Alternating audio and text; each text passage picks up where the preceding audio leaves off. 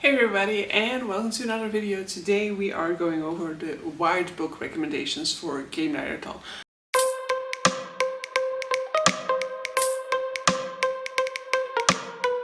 Sorry for this one coming at you a little bit later. It's almost the middle of the month by the time that this one comes to you guys, but yeah, timing, scheduling, preparation. So I always say that I'm good at like last minute prep and stuff like that, but this one turns out to not be the case because yes, it is still time before the end of the month, but it would have definitely been more ideal for this video to come out in the beginning of the month. But so yeah. Without any further ado, let's just go into them. If you are new to Gamenightathon, I will have the announcement video linked in the description. By the time that you're watching this, part of the month has already passed, but you can definitely go back to see what you've read in the beginning of July and still log those, for example. So let's just get cracking. I have quite a lot of white book recommendations in here, but I will say that white is like the book's color on my bookshelves that is like the least represented, because for those who are new here, I'm only going to be promoting books that I really liked, that have a white cover, that fit the white prompts. There are definitely tons of books you can count for these prompts that do have a white cover. I just don't love them or haven't read them yet, and there are a ton of books that will not fit a white cover that I have read and loved, but that I'm not going to be recommending here, for example.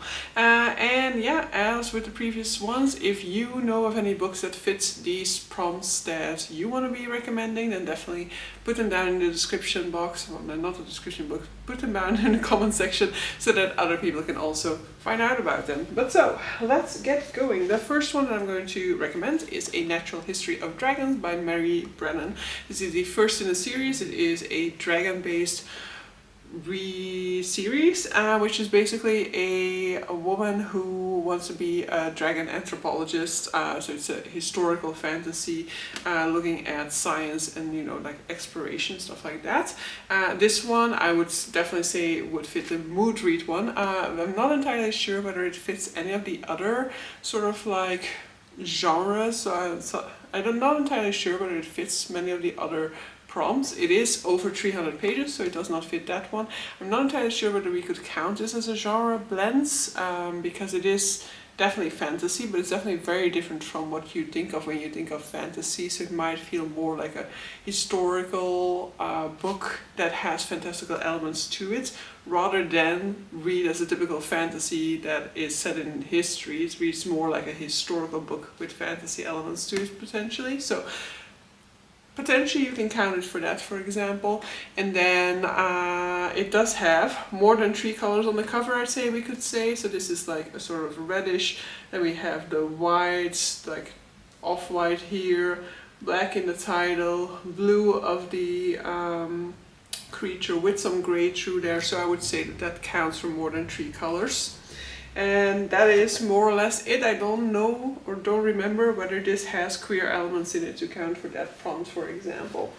Next up, I have Little Eyes by Samantha Chan.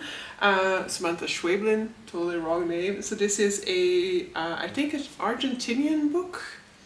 It doesn't say so here, but I think this is Argentinian, and so it's a book in translation as well. And this is a book that looks at sort of like the concept of the sort of like pets that people can have in their home, and then another person basically has the, so it's not a real pet, it's like a pet robot, let me clarify, and another person has the possibility to kind of look through the eyes of that animal. And so you can either be somebody who is observed or somebody who is observing, and there are some interesting things that it talks about here with that concept, some interesting and sometimes dark, sometimes disturbing implications. But I wouldn't say that it's only horror, for example, but it definitely, of course, explores some of those aspects to this concept as well. So could be a mood read. I think this one is also over 300, so yeah, no, it is under. This is under 300 pages, so could work for that. It can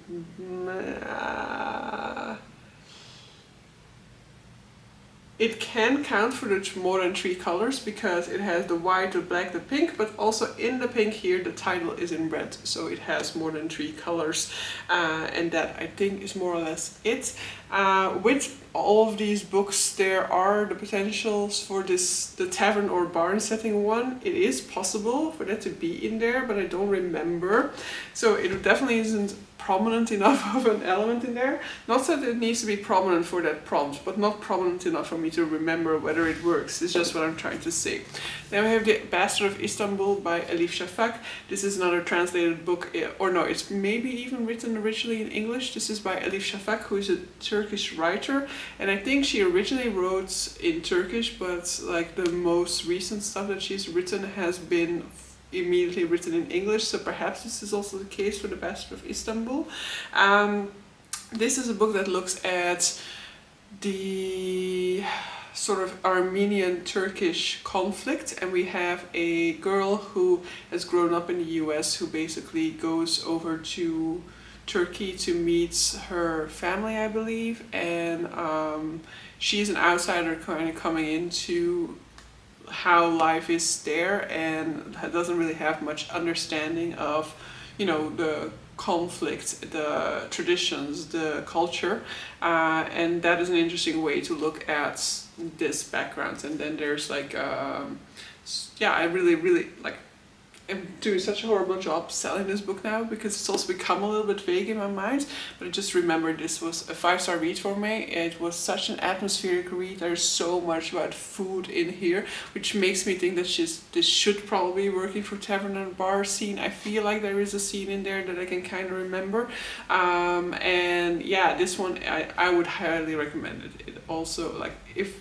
it is, of course, like, if you're here for my fantasy reading, then this of course is very much outside of that. This is definitely more like contemporary historical. I think contemporary, but it could be historical, not entirely sure anymore. But yeah, this one I would really want to highly push upon people. And so this one also fits the more than 3 colors on the cover. Page count is over 300 pages, so they cannot count for that one unless you have an edition that is shorter. This one would also, would it work for queer? I kind of feel like it does, but I really am not sure enough about that anymore. Let's keep it safe and let's say no. So yeah, I would say Tavern Barn, Mood Read, or more than 3 colors on the cover. This one would work for that. Another one that could work in the sense it's a very short one, so a nice and easy one, is The Masterful Cat is Depressed Again Today. Could be mood read, of course, has more than 3 colors on the cover, and it is, I think, also one that has a bar or tavern scene in it. It might not actually, it might not work for a bar or tavern, so it is then just for the under 300 page prompt and the mood read and the more than 3 colors on the cover prompts. Next up, we have Kindred by Octavia E. Butler. Highly recommend, another 5-star read, one of my 5-star reads for this year. I would say it counts for more than 3 colors on the cover. It is not under 300 pages. No, it is. It is in my edition just under, like really, like 295 pages, so like just under, but perfect. So under 300 pages could be seen as a little bit of a genre blend because it is a time travel novel, and so in a time travel novel to some extent is a combination of, it is something that is of course sci-fi, but it is also combining a historical take with a contemporary storyline. So we could argue for genre blends, and that's it for this one. Next up we have Persuasion by Jane Austen, another one I really enjoy, though I will say my reread of it kind of left me loving it a little bit less, or just like feeling like it maybe isn't like my favorite Jane Austen after all, though there are really elements about this one that I really heavily enjoy, but like the ending was a little bit more lackluster when I reread it recently. But so this one is the last finished novel by Jane Austen. It is a second chance romance, so when our protagonists I cannot come up with her. Anne. And when Anne and Captain Wentworth were young, they were very much in love with one another. However, he is part of the Navy. He didn't really have much to his name, and there was no real certainty when it came to his fate. And so she was persuaded to refuse his offer of marriage. And we are now much further along in their lives. Anne is still alone. Her family is in financial difficulties and has to kind of lease out their property and go and live somewhere else where they can kind of live a more economic lifestyle. And Captain Wentworth has kind of made it big within the Navy, and his family members are actually going to be renting the house that Anne used to live in. And so it's a second chance romance featuring these two characters. Anne is very much a sort of like the opposite of what a heroine typically is nowadays. She is somebody who puts herself last. She puts others in front of herself always. She's somebody who kind of steps into the background a lot of the time,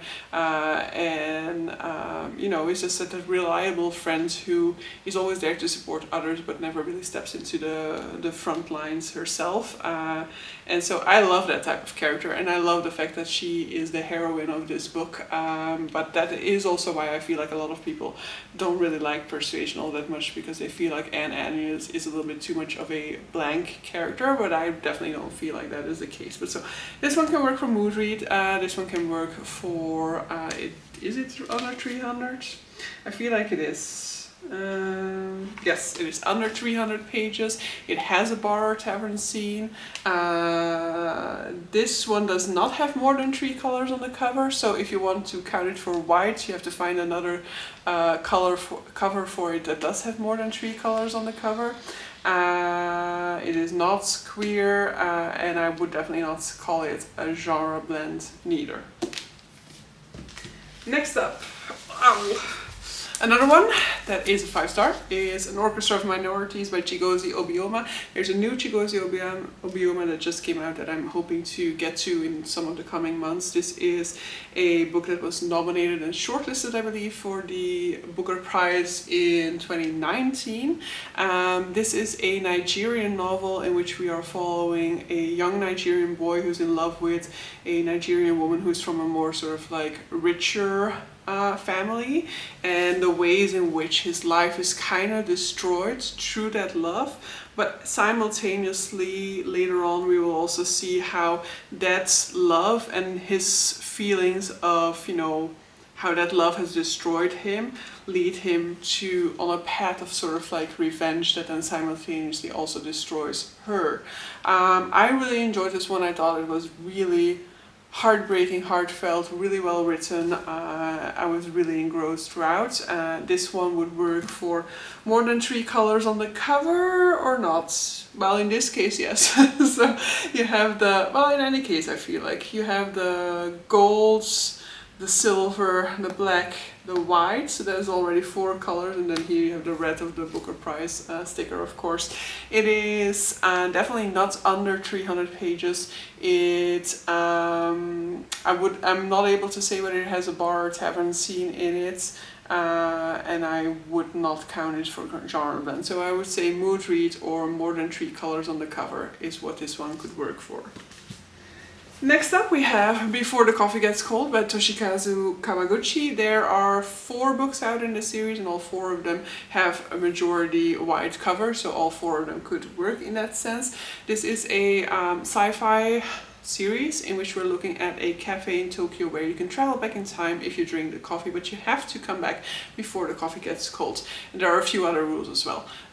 This one is mainly like a collection of short stories. You should kind of see it like that. Each book has sort of like 4 perspectives, 4 people who visit the cafe in order to travel back in time to visit somebody who has previously visited the cafe. And the whole concept is kind of that you cannot change the present by going back to the past.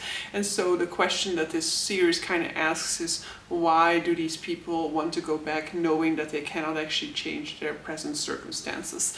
And yeah, the first one I know a few friends of mine who are very ambiguous about this one because of some of the stances that are in the last story within this one, for example. So do look that up if you are hesitant about going into this one. And I would say that I personally at this point in time am also so done with this series, because it's like every book is kind of a repeat of the same formula and of the same sort of like reasoning. And I feel like the first one, like, it was interesting to see the reasons why somebody would have to go back into the past, and some of those explorations and the themes that were done there I found really interesting.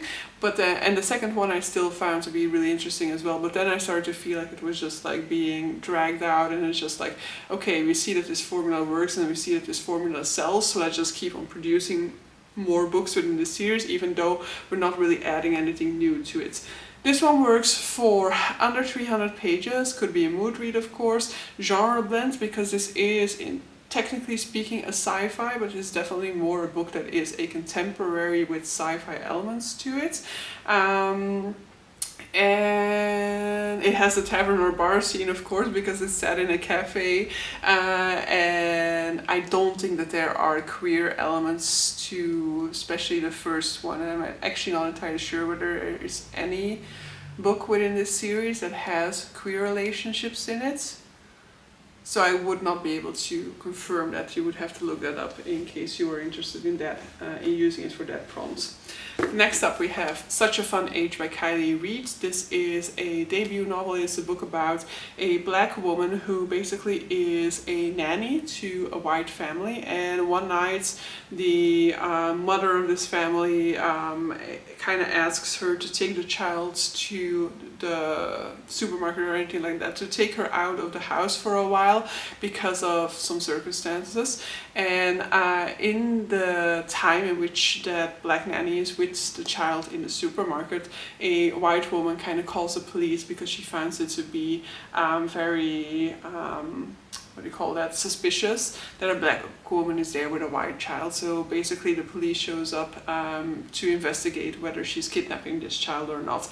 And while there, she is filmed, I think, by somebody, and that kind of you know, that footage is kind of shown on social media, and that sparks a lot of outrage. And it is just kind of, this is just an event within the book, because I feel like when this one originally came out, a lot of people were just kind of using that setup as kind of like, oh yeah, she's going to be haunted by the police or whatever, or anything like that. This is just a setup for the book and for the difficult relationships and the actions of people to be kind of put under the loop, because we then see sort of like this need on the side of the mother figure to kind of prove that she is not like that woman who called the police on her nanny. You know, she starts to get kind of obsessed with the idea of having to become friends with the nanny in order to kind of prove how, you know, woke she is.